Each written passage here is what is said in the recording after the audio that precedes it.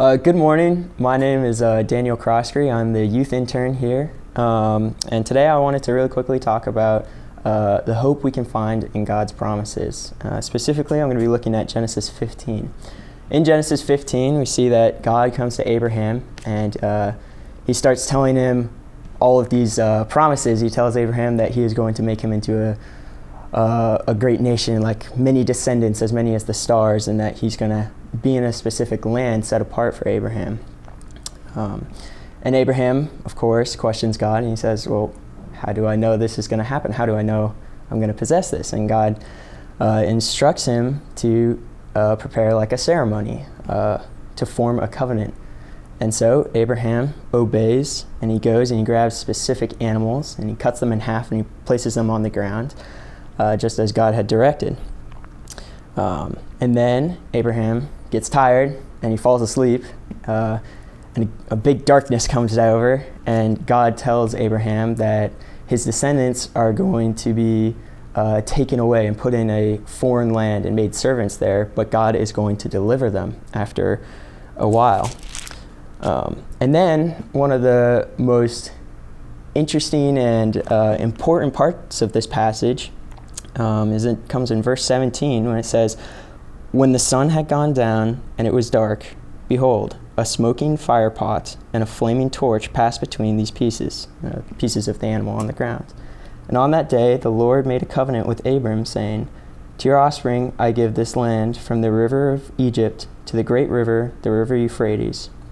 And he lists the people that are living in the land at that time. And what's important about the torch passing between the pieces is fire was often representing God in the Old Testament. So Moses in the flaming bush, or the pillar of fire, the pillar of smoke leading the Israelites in the desert. So the torch passing between the pieces was God telling Abraham that it was by God's strength that this covenant would be upheld, and God would be the one that would take the punishment for when Abraham broke the covenant, which it didn't take Abraham long to do that. So what's interesting is that God's power was the one that was going to uphold the covenant, not Abraham's. And in Hebrews 6:13, it says, "For when God made a promise to Abraham, since he had no one greater by whom to swear, he swore by himself."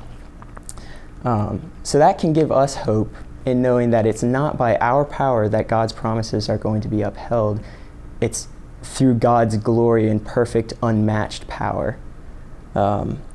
So for us now, as Christians who are sinners, we can have hope in the salvation that comes through Jesus, because it is not by our power that we can gain this salvation. It's not through our works. It's only through the grace of God and his amazing and perfect power. Well, let me pray. Dear Lord, thank you so much for all that you have done. Thank you for your promises. Thank you for the hope we can find in that, knowing that it is not through us that your promises will come true. It is by your power. Please help us to seek you, to honor you, and to glorify you in everything we do, and to enjoy you forever. Amen.